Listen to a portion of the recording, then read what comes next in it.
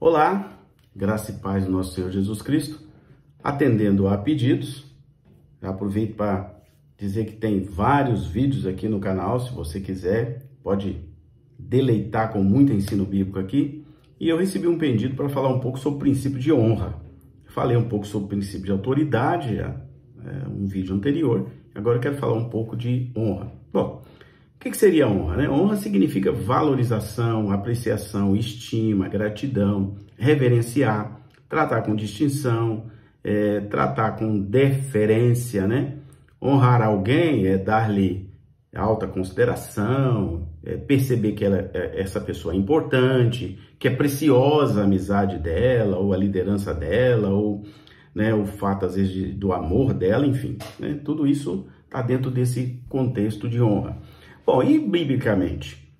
Biblicamente, nós podemos falar com toda a certeza, com absoluta certeza, que o ambiente de honra, o princípio da honra, atrai a presença de Deus, essa Shekinah de Deus sobre a nossa vida.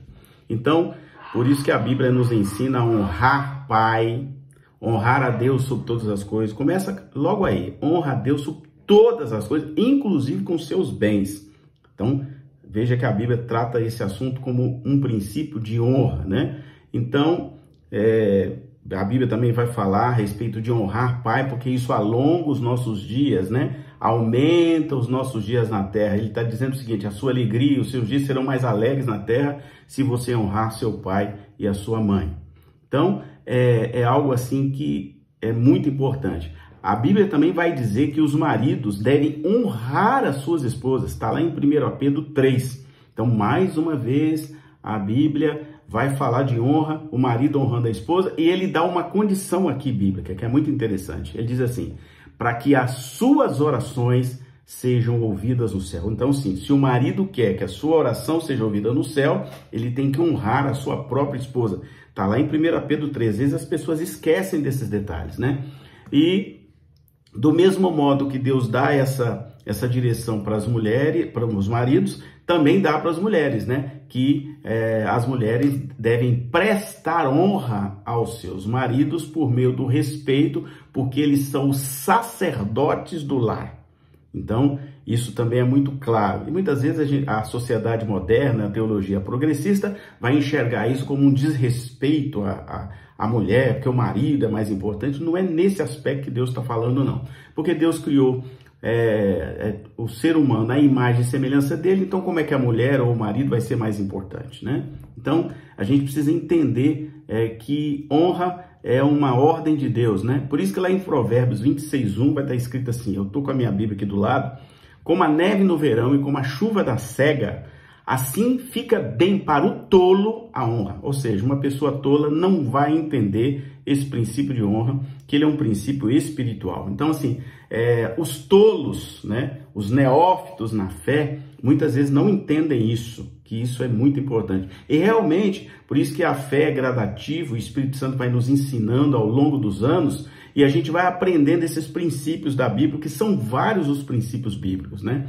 E esse honra é um deles, né? Honra é uma chave espiritual que abre para você os tesouros espirituais e ameniza, né, os seus tesouros emocionais, né? Ou seja, as suas emoções vão ser dominadas pelo próprio Espírito Santo, né?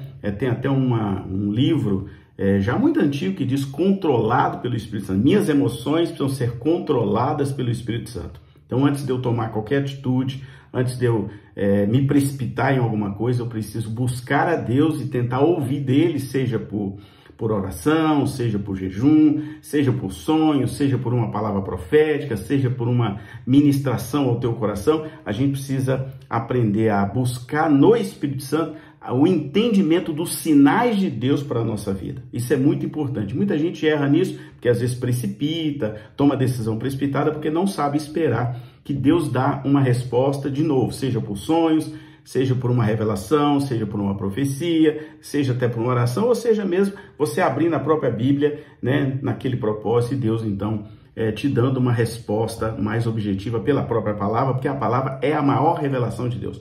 Não existe outra revelação maior do que a própria palavra de Deus. Então, Lá em Filipenses, Paulo vai escrever à igreja de Filipos dizendo assim, não façais por contenda ou por vanglória, né? Então não arruma briga de graça e nem faz isso para aparecer, mas por humildade. Cada um considere os outros até superiores a si mesmo. Então assim, é um princípio, né? Ele está falando aqui de princípio de honra também, né? E ele vai dizer, honrai a todos, né? Amai a fraternidade, temei a Deus, honrai o rei, até as autoridades, né? 1 Pedro 2,17 vai dizer assim, honra o rei, porque a Bíblia vai dizer que não existe nenhuma autoridade que não seja constituída por Deus, até mesmo as ímpias, né? O maior exemplo disso é que Deus usou o faraó do Egito, né? Ele usou Nabucodonosor, ele usou nações inteiras, né? Para julgar Israel. O maior julgamento que a gente tem, eu até fiz um vídeo sobre isso aqui, aliás, fiz um texto recente sobre isso, em razão até de uma novela que está passando aí na TV, que mostra Deus deixando os filisteus vencerem Israel e tomarem a arca, porque o sacerdote, que na época era chamado de juiz, Israel ainda não tinha rei, ele foi negligente com a palavra de Deus. Deus avisou, e ele não tomou providência com todas aquelas coisas, né, rebeldes, erradas, que os filhos estavam fazendo no próprio templo, dentro do templo do Senhor. Então, né, é um julgamento, porque muita gente gosta da parte boa de Deus. Deus é amor, Deus ama, Deus é longânimo, Deus perdoa, mas esquece que Deus é justiça, porque a longanimidade de Deus vai até certo ponto que aí ele exerce a justiça e ninguém gosta de receber a justiça de Deus, porque a justiça de Deus ela é pesada, ela é dura, ela machuca a gente, né? Então, a gente tem que ter bastante cuidado em lembrar que Deus é tudo isso, mas ele não deixou de ser justiça plena também. Então, um outro texto que fala de honra também, Romanos 12:10, vai dizer assim, amai-vos cordialmente uns aos outros com amor fraternal, preferindo-vos em honra uns aos outros, ou seja, tratar um ao outro com honra. Isso também está na Bíblia. Então, veja bem, tem um outro texto que eu gosto muito, é Mateus 10:40-42. Agora é Jesus falando, ele fala assim, quem vos recebe a mim, recebe. E quem me recebe a mim, recebe aquele que me enviou. Ou seja, quem recebe ele, está recebendo Deus que enviou a ele. Quem recebe um profeta na qualidade de profeta, receberá galardão de profeta. E quem recebe um justo na qualidade de justo, receberá galardão de justo. E qualquer que tiver dado, só que seja um copo de água fria, um destes pequenos, ou seja, um deles, em meu nome, em verdade vos digo que de modo algum perderá o seu galardão no céu. Então, Jesus está exatamente falando, honra as pessoas, né? É preferível você honrar do que você desonrar. Então, Jesus está avisando aqui que existe uma recompensa de honra, que ela é uma recompensa sobrenatural. Ela não é aqui. Pode acontecer aqui? Pode. A decisão é de Deus, ele que é o Senhor dos senhores. Mas Jesus está apontando para uma outra coisa mais importante, que é o favor sobrenatural de Deus que vai acontecer quando recebemos esse galardão. Ele está falando isso aqui claramente sobre galardão, né? Então, fé e honra são alicerces para milagre. Então você veja aquele exemplo lá em Mateus 8 também, Marcos 7, naquele caso da mulher Ciro-Fenícia, né? Elas honram a Deus, filho de Davi, ela reconhece, honra Jesus e recebe o milagre, né? Você lembra em Mateus 8, o centurião também honra Jesus, recebe o milagre. Então, milagres também acontecem quando a gente honra a Deus. Lembra daquela mulher com vaso de alabastro, né, que também derrama um perfume caríssimo sobre Jesus? Então ela estava dizendo assim, eu reconheço Jesus como meu Senhor, estou honrando ele com o melhor que eu tenho. O que eu tenho de melhor hoje é um vaso de alabastro, né? Eu já até preguei sobre isso.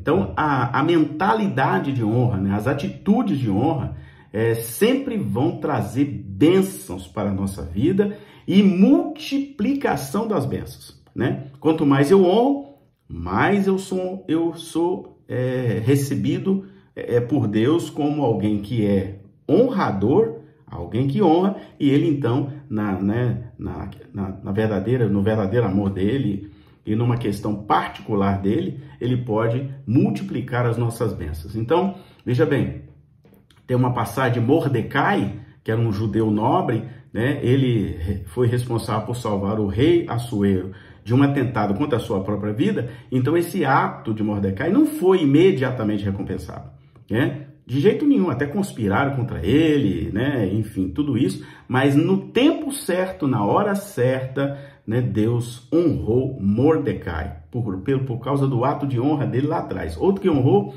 foi Davi. Ele não matou Saul. Ele poderia ter ferido Saul e matado ele. Ele falou, não, ele tem a autoridade de Deus sobre ele. Ele é o rei, ele tem autoridade. Olha o princípio da honra que Pedro vai falar lá, honrai o rei. Ele honrou o rei. Ele poderia ter matado ele, mas ele não matou, ele esperou, né? Porque, né, ele sabia que tinha que aguardar o tempo certo, porque matar o rei ali não era um ato de honra. Ele estaria desonrando, porque havia sobre o rei a autoridade de Deus. Então, quando a autoridade de Deus está sobre alguém, você precisa ter bastante cuidado para que você não caia em desgraça espiritual por estar fazendo algo que vai contra a vontade de Deus. Até porque é a autoridade, quem trata é o próprio Deus. A Ana e Eli, olha só o exemplo lindo de Ana e Eli, né? Principalmente Ana, né? Ela dedica um filho a Deus, que depois virou juiz, o Samuel, e ela então estava se derramando lá no altar, foi mal interpretada pelo sacerdote Eli, né, que era o encarregado do templo, e em vez de responder Eli de modo rancoroso, desrespeitoso, Ana optou pela humildade, se submeteu, continuou clamando a Deus, entendeu a posição sacerdotal de Eli e não confrontou ele. Ela poderia tê-lo feito, porque ele falou que ela estava bêbada, né? E ela não estava. E aí, qual a recompensa que ela recebeu de ter entendido o princípio da honra das autoridades? Deus deu a ela um filho chamado Samuel, que ela tanto clamava, e esse Samuel se transformou depois em um juiz de Israel, um profeta de Israel. Olha, né, que até ungiu o rei Davi. Então, ela honrou. Daniel também, mesmo longe do povo dele, longe de casa, lá no exílio, ele não deixou de honrar as autoridades. Ele não honrava acima do Deus dele, mas ele honrava o rei, né? Honrou as autoridades constituídas, né? Em Daniel 2, nós vamos ver aí que ele, mesmo sendo profeta, entendia esse princípio da honra. Ele não bajulava o rei, não é isso que a Bíblia ensina sobre bajulação, de jeito não é honra. Ele respeitou e recebeu a recompensa por isso, né? Tendo vivido por muitos anos e prestado serviço, né, elogiável ao rei, que o tinha com autoestima e também com honra. Romanos 13, 7 vai dizer isso, né? Que nós devemos honrar as autoridades que estão sobre a nossa vida. Há muitas pessoas que deixam um pecado muito perigoso entrar no coração, chamado rebelião, e aí fogem dos compromissos com as autoridades constituídas, né? Se você quiser ler isso, está lá em Judas 1, de 8 a 10. É melhor você permanecer honrando para que as recompensas venham sobre você. É muito difícil entender isso, porque o nosso impulso emocional é de fazer diferente, mas a Bíblia ensina o contrário. É igual o caso de honrar pai e mãe, né? A Bíblia diz que isso nos confere vida longa e próspera, longevidade e prosperidade. A honra aos pais traz uma recompensa, né, de viver mais e ainda ter prosperidade. Honra teu pai e tua mãe para que se prolongem os seus dias na terra e tudo vá bem. Êxodo 20, verso 12 e Deuteronômio 5,16. Então esse foi um primeiro mandamento com promessa. Esse mandamento aqui é um mandamento de honra, mas tem promessa. No que diz respeito de que você deve, né, honrar os seus pais, né, honrar o seu próprio lar, né, mesmo que o seu pai e a sua mãe, né, não sejam no modelo que você quer, mas você precisa honrar. Dízimos e ofertas, a mesma coisa, né? O Senhor nos instruiu que nós devemos entregar dízimos e ofertas e não mentirmos para Ele em relação a isso, né? Então, aí ele vai dizer, né, que se a gente for fiel nessa parte, ele repreende o devorador. Então, quem faz isso não sou eu, é Deus. Então, essa é a diferença de quem serve e quem não serve. Aí, quem desonra tem consequências? Sim, Davi e Mical, né? A desonra gerou a esterilidade. Em 2 Samuel 6, o Samuel que eu citei ali agora atrás, vemos Davi voltando da guerra e entrando na sua cidade no meio de uma grande celebração. Sua adoração extravagante chamou a atenção negativamente da esposa de Mical, que em vez de alegrar, decidiu repreendê-lo. Em consequência, como seu ato desonroso contra o rei, que havia sido escolhido por Deus, quem escolheu Davi não foi eu, não foi a Mical, foi o próprio Deus, né? Ela ficou estéril e nunca mais pôde dar filhos do rei Davi. Um conselho, né?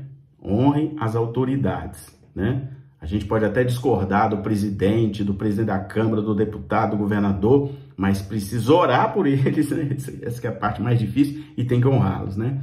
Então, outra também, em Gênesis 9, né? Nós vemos Noé se entregando a bebida, numa posição assim vexatória, constrangedora, claro. Ele falhou moralmente, lógico que sim, né?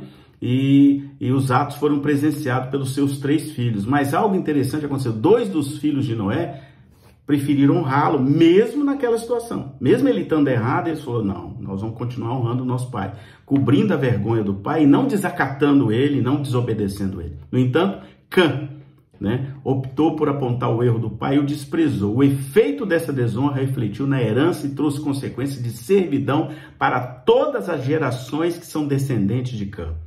Presta atenção nisso. Aí, Deus é amor? Mas ele é justiça? Também.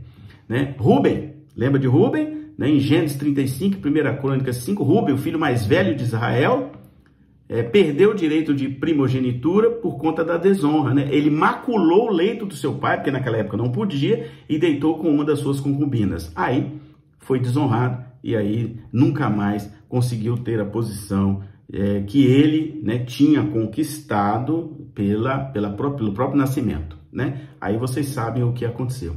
Então veja bem, há um protocolo no reino de Deus, como é o princípio da autoridade que eu falei em outro vídeo, você pode ver aqui no canal. Existe também o princípio da honra, né? Tem um padrão de Deus no céu para a terra, né? Deus criou o padrão e trouxe para a terra. Então, precisamos não esquecer de que as nossas relações espirituais e até, né, nos relacionamentos diários com pai e mãe, com a esposa, com os amigos, com os seus pastores, com as autoridades constituídas, tem que haver o princípio da honra, né?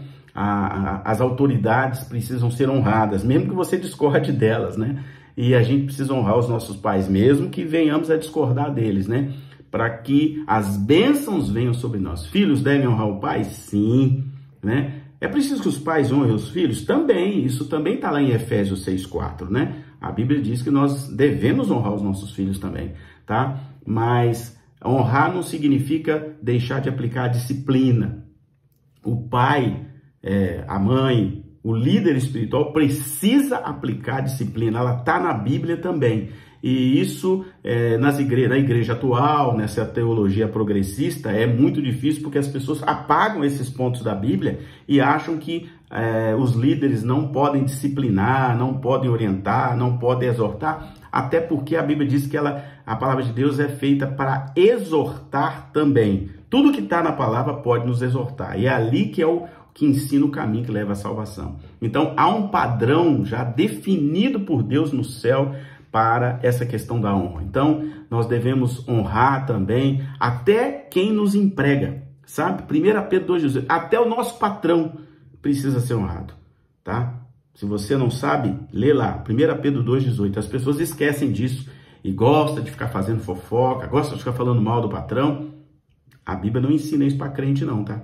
É diferente, tá? A honra tem que fazer parte do nosso coração. A nossa emoção não pode perder de vista o princípio da honra, porque é muito difícil ser crente, porque esse princípio da honra é um dos princípios mais difíceis que nós temos que fazer e cumprir segundo a palavra de Deus. Amém?